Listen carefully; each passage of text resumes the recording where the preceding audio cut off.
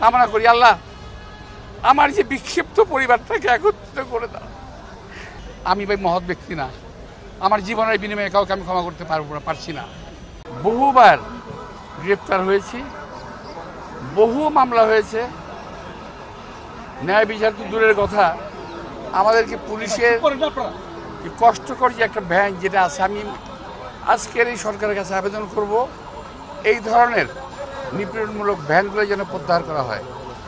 এই ভ্যানে করে আমাদেরকে আনা করা হয়েছে, অনেক কষ্ট হয়েছে। তারপরে বলবো 17 বছরে একটা মানুষের জীবনে যে প্রাইম টাইম আছে, আমার বয়স 74 বছর, এই 17 বছরে আমার জীবনের সমস্ত কিছু এই আওয়ামী সরকার কেড়ে নিয়েছে, ধ্বংস করে দিয়েছে। আমি না, শুধু আমার মতো বাংলাদেশে বহু নেতা কর্মীর জীবন শেষ করে দিয়েছে। এই 17 বছরে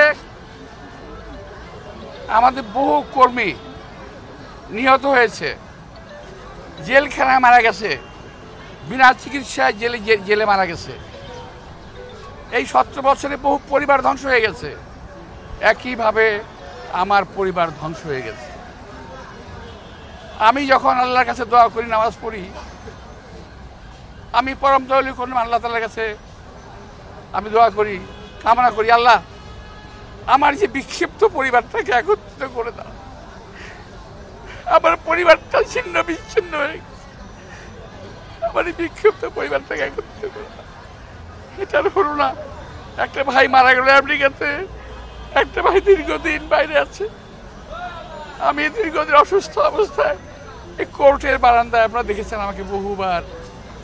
আজকে এখানে যারা আছে সকলেই আমার মতো কম বেশি ভুক্তভোগী, কেউ কম কেউ বেশি। আমি বিশ্বাস করি আল্লাহর যে রহমত, আল্লাহর যে বিচার, এই বিচার থেকে কোনো মানুষ রেহাই পাবে না। আল্লাহর রহমত যেমন আমাদের উপর বর্ষিত হয়েছে, তেমনি আল্লাহর বিচারও তাদের উপর বর্ষিত হবে। ওরা যে যেখানে আছে ওখানেই শাস্তি পাবে। আপনারা সর্বশেষ দেখেছেন বিচারপতি কি বলে মানিকের কিরকম জিল্লতি, কিরকম নাল্লতি, যেটা কোরআন শরীফে আছে যে আল্লাহ তাআলা যাকে বেজ্জিত করেন কিভাবে করেন উনি দেখিয়ে দেন।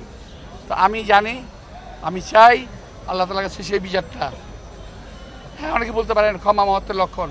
আমি ভাই মহৎ ব্যক্তি না, আমার জীবনের বিনিময়ে কাউকে আমি ক্ষমা করতে পারছি না।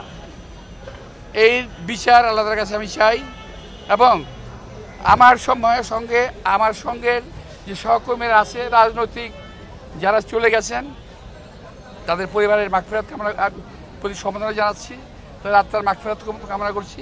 আর যারা আজকেও জুলুমের শিকার করে এই জেল জুলুম খেটে কোর্ট কাছারি আশা করছেন, তাদের আমি আশু মুক্তি কামনা করছি।